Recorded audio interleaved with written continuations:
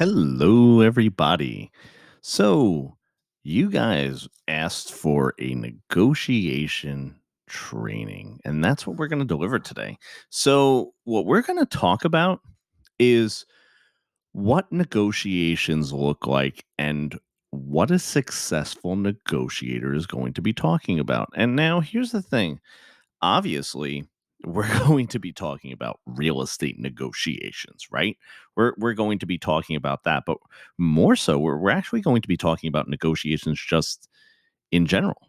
So there's a lot of aspects that go into negotiations, but the very first thing that goes into negotiations is going to be identifying what a win is. So a lot of people don't do that. They don't sit down and have a consultation with their buyer or their seller or their landlord or their tenant and say, what is a win? What are we doing? Okay. Because there's several factors that have to go into what a win looks like. Okay. So some of those factors, they could be things such as do they have to is there some sort of duress? Is there something that they need to sell quickly? Okay. Because then a win might look like, okay, we're getting the quickest possible deal that we could that will go ahead and close. And that might mean sacrificing some other areas, right? That might mean sacrificing in price, doing things like that. But again, we've established what a win is. So we know and understand where we are going to start to make concessions. Okay. So the very first thing that you need to do, you need to be speaking with your clients and say point blank, when I am negotiating on your behalf, what is a win? And educate them on what's so important, where we can make concessions and where we won't. And now asking them where we can make concessions does not necessarily mean that we're setting ourselves up for a lose lose or a lose win where the other side wins scenario. Okay. That we're not necessarily setting ourselves up for that. What we have to do is, in order for us to know if we had a win win or a win lose scenario, which is the two situations that we are pushing for, and we'll talk about those in a couple minutes. What we need to do is we need to establish what a win is, because how do you know if you won if you're not keeping score and you're not keeping track of it? So, guys, what you need to do is the very first thing, identify what a win is. Okay. So, if you're playing golf for the first time and you don't know how to win when you're playing golf, guess what happens? You might think the highest score wins. No, sirree, Bob. Lowest score wins. You have to know what the parameters are that you're playing for the game that at hand, right? You have to know what a win looks like. So something that you guys should be doing in your listing presentations, in your buyer consultations, because here's the thing, we're going to be talking to you guys about the things that you should be doing once you have a buyer and a seller ready to work with you.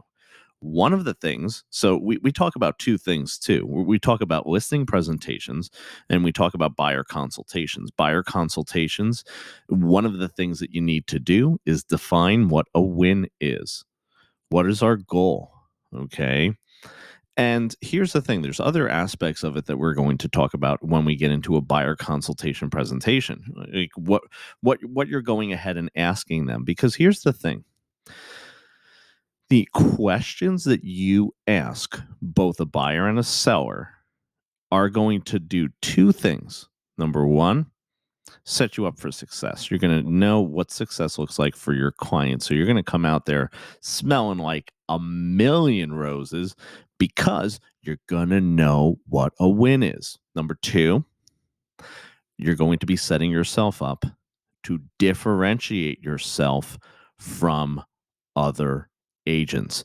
Now, here's the thing: people always ask me about that, about the price rebuttal. Here's the thing: if after you have a conversation with me, you do not fully understand why my commission is what it is, then I haven't shown you what my value is. I haven't made my value proposition very clear.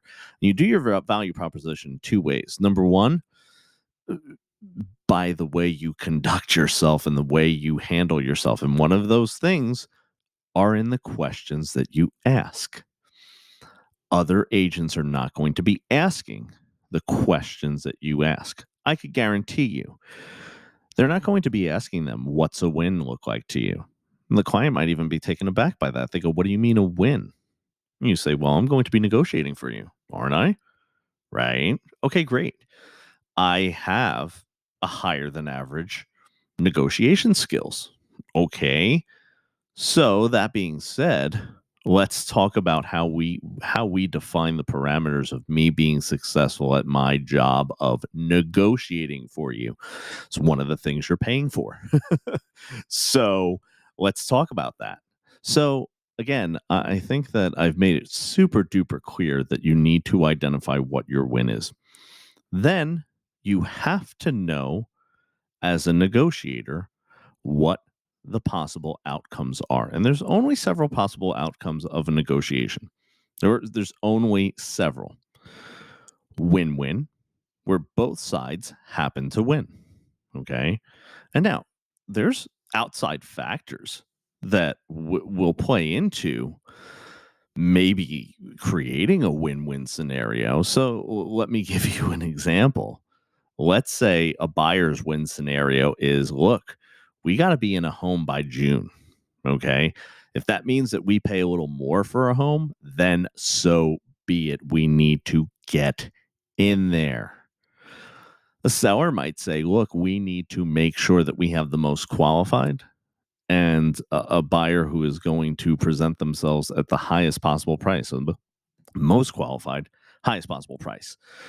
So a win-win might be, hey, I have communicated to the seller and the seller's agent that my buyer is the most qualified, the willing to pay the highest price, and they're coming in here, but we need to make sure that they get them in there by June. That's a win-win scenario. So if you do that, then fantastic. You're going to be in a great situation. And again, market conditions could play into that. Then there is a win lose where you get the home by June, but there might have been a scenario where that person, the person you're negotiating with, did not do their job in getting the win for their client because they might have went with your client or pushed them to your client because of how you presented them. Okay. And that's really important. How you present your clients. Bottom line is this: your client needs to be presented in the best possible light without creating any kind of tension between you and the listing agent. So that requires some nuance there, right? So when you're dealing with a listing agent, or let's say you're a listing agent, you're dealing with multiple buyer's agents, there's many tactics that you could use. And what I might do is I might spin this off into a part two: the list side, the buy side. And I think that that would be important for us. So, hey, if you like this video, what I suggest you guys do is this: go down into the comments down below and tell me, do you want to see a part two where I break it and I go down into a buyer only negotiation, seller only negotiation? I play it out for you. I tell you a couple different things. So, yeah, going back to the scenarios, a win lose is going to be when one side clearly wins and the other side clearly loses. They do not capture, they do not achieve their goal of what a win is. Okay. And there's reasons why that might happen. Famously, I think that a lot of times when a win lose happens is because the side who loses always didn't have all the information. They weren't able to obtain all of the information necessary for them to make a decision that is going to be in line with what their clients' goals are, okay, what a win looks like.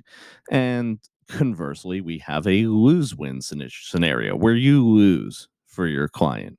Good day, sir. So, where do losses happen on either side of the equation? And I think that a lot of time losses happen when we are so focused on what being adversarial that we lose sight of, and that's any kind of negotiation. We lose sight of the fact that there's someone else on the other side of the table, and they're holding their cards really close to the vest. And I'm actually going to tell you a story about a buyer that I represented and what I did. Now, my buyer liked the home. They didn't love it. Okay, didn't love it. They were one of 5 offers. They were definitely, and they were 20,000 under asking price. So, this would be one of those that on face value, some of you guys are probably saying, "Stu, you probably penciled this in." And here's what I did. I said to the listing agent, I said, "Hey, I know that the sellers, this was their primary residence." I said, "Could I come in and sit down and talk to the sellers?" I said, "With you present, of course. And, I know that this was their family home. They raised a family here. I just love to have 10 minutes with your sellers." And I said, "Look," I said, if you don't want me to, I get it. Don't worry about it. I don't want to ruffle any feathers, but I would just love to sit down and talk with the seller if I could." So what happens is this: you're asking the listing agent, "Hey, I'd like to speak with the seller." And they might get a little caught off guard and say, "Why is that?" And anything you could say to the seller, you could say to me. And you say to him or her, you say, "I totally understand. And you have every right to say to me, Stu, no, you cannot present to my seller. But also keep in mind, there's a percentage of the time where they'll say, sure, why don't you come on over? So what happens is this: I came over, I'll never forget. It was a really cold, damp winter's evening. And I never come with any kind of presentation. I don't do a formal presentation because I think that the conversation is more important. So came in out of the rain. I had my hat on, took my hat off, and I see the sellers are sitting across from me. They're sitting across from this table. And picture this. So I'm coming in, I'm like cold, freezing, and they're sitting at the dining room table. Both of their arms are crossed. They don't even look in my direction. I am the enemy. I am the enemy. And so I come in, I laugh, and I said to him, I said, "Hi, I'm Stu. I'm, with XYZ Realty, and I'm representing the buyer." And I had no folder in front of me, no anything, and they kept their arms really stiff, and they didn't, because their agent probably told them that this is someone who's going to try to negotiate against you, and don't say anything, okay?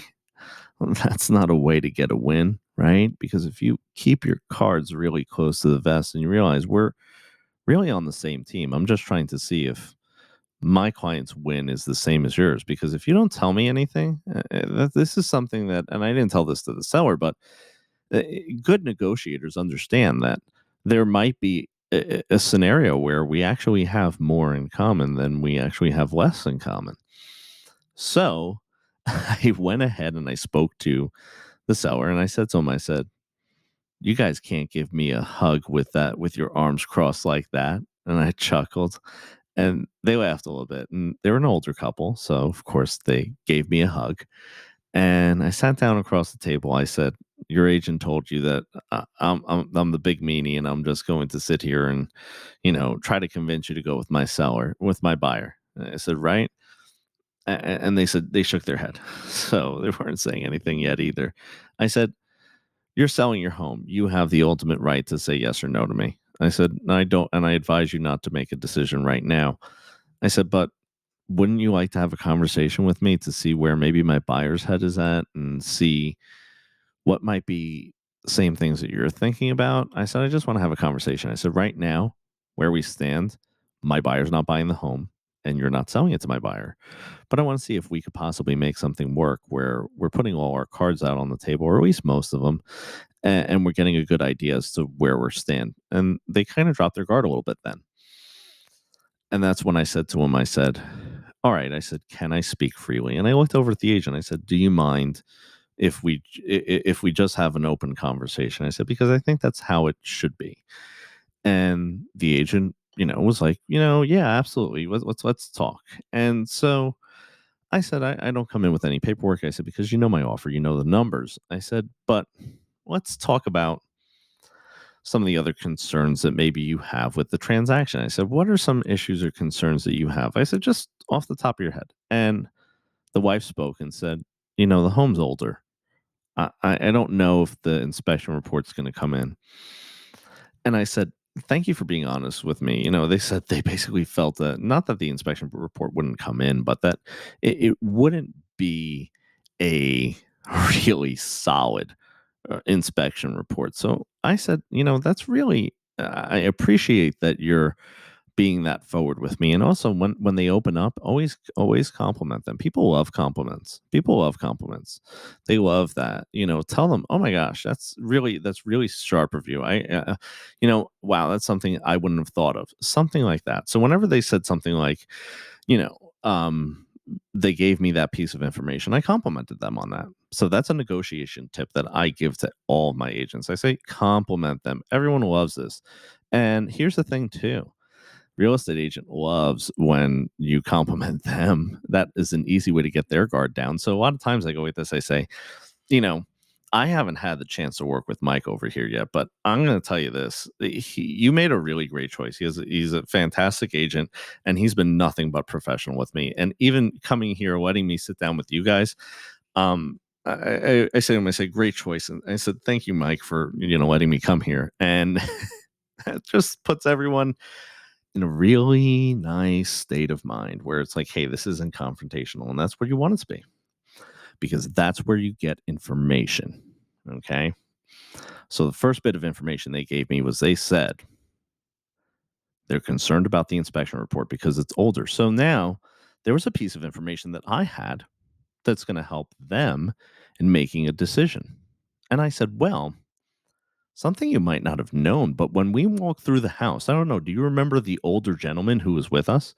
And the seller said, "Yeah, we remember the older gentleman." I said, "Well, that's the wife's uncle. He's a general contractor, and actually, a lot of the things that you think might come up in the home inspection, you know, we've already taken into consideration because he took a really nice long time in the basement and in some of the areas where you might have some concern." I was like, and then I just started nodding my head. I go, is that an area where you really felt concerned? And here's the thing, I knew that. Okay. So I nodded my head. I was like, is that an area you feel concerned with? And they were like, yes.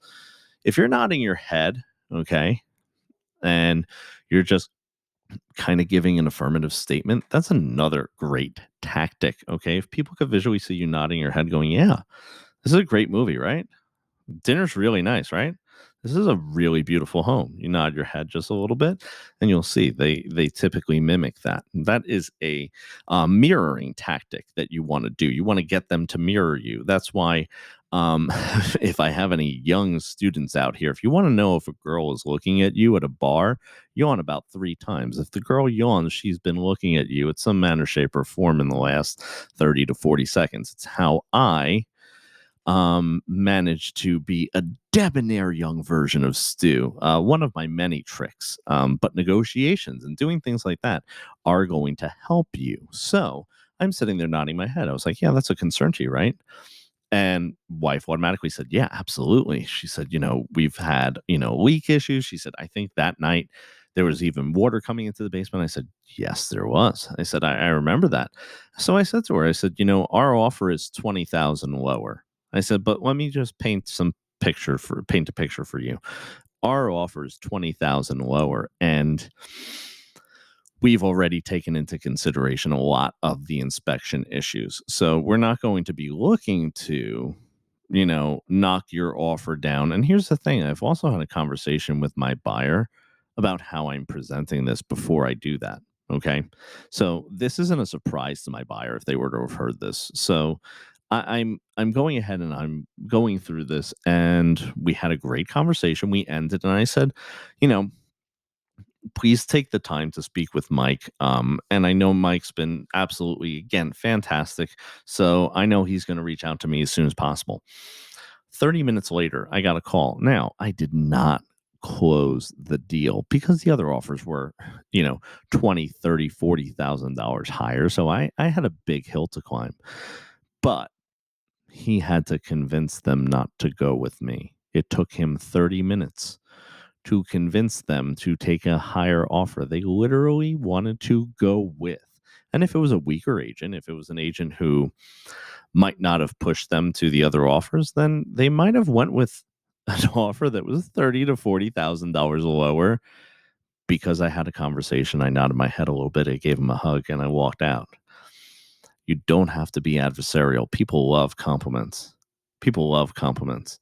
You know what? Get on the phone with that listing agent. Be like, hey, I really, I wanted to tell you before I even present the offer, I really like the brochure that you put in your home. It was really nice. Where'd you print that out?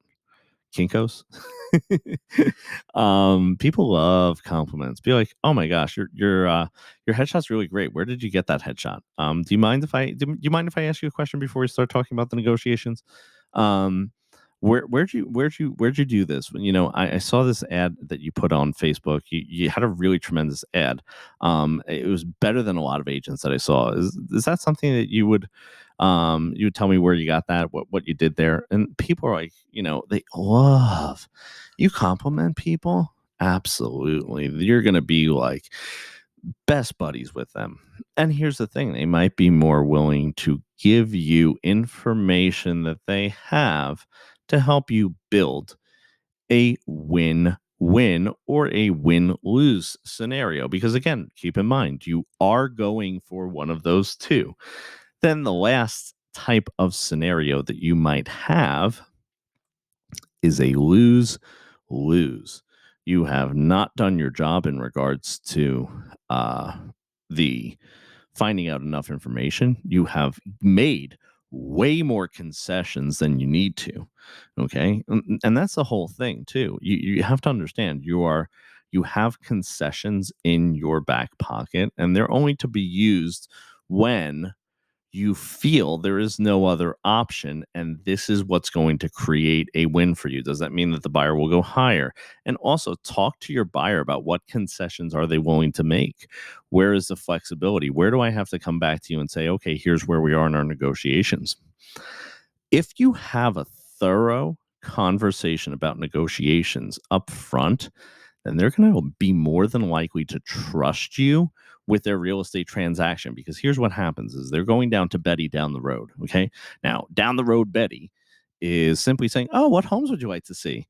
Oh, do you like the one with the two bathrooms or the whatever? And then someone else is saying to me, then they're coming to Stu up the block, and Stu up the block is saying, hey, what's a win look like to you? Yeah, I could get you a two bath. I could get you a home with 4 beds, 2 baths, and a swimming pool. Cool, awesome. But what's a win look like to you? How do we win? You know, do that, and they're gonna be like, we want to go Stu. We want to win. Man, people love the word win, right? They love the word win. And I ask people sometimes too when I'm sitting on the other side of the negotiation table. I go, what's a win look like to you? Hey, if they're going to give me that piece of information, if they're going to tell me, oh, Stu, I just really need to sell this really quick. I say, hey, how would you look like a hero to your seller? That's what I say. How would you look like a hero to your buyer? What could I do for you? Well, Stu, we're really looking for a December 1st closing date. Okay, awesome. I know that if we put a December 1st closing date in here, then we're going to be able to maybe push more towards our side. Say, hey, we're giving you this win. I'm letting you look good to your seller. So how can we make this work? Those are things that you want to ask. You want to be asking those things. And also, urgency. I always build urgency into a lot of my offers. If I feel like the seller's going to drag their feet, or I feel like the buyer's going to drag their feet, I'll put in the counter offer or in the offer a time frame as to when it expires. Okay. And now here's the thing. I've already had a conversation with the other agent and I've complimented them. I said some nice things about them. I'd be like, oh man, you're amazing. Amazing. And I'm now then putting in a deadline because I don't want them necessarily thinking about it too long. I don't want another offer to come in. I don't want to lose the buyer that we have. I want to be like, hey, we're serious. Okay. And in doing that, you create a sense of urgency. Now, keep in mind, only put these urgent time saving measures in when it matches your win scenario. And what do I mean by that? Well, there is some risk factors. So whenever you're negotiating, there's always risk factors and you have to calculate them in. So what happens is this. If you are willing to risk losing the home to put in this sense of urgency thing so that you make sure that there's no one else that comes in and outbids you and you do not get into a bidding war, or that you don't lose a buyer that, might be lukewarm and you're like, hey, I want to know how serious you are about this offer you're putting in. All those kinds of things are things that you do want to consider when you are negotiating. So, what we covered today in this negotiation session was, what are some things we need to know up front? Okay. And you got to know what a win is. You have to.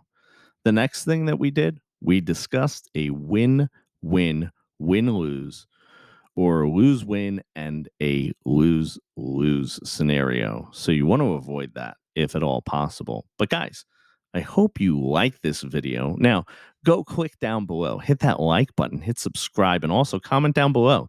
Do you want to see a part two? Do you want me to do a buyer focused negotiation webinar? Do you want me to do a seller focused one? Tell me what you would like to see in the comments down below.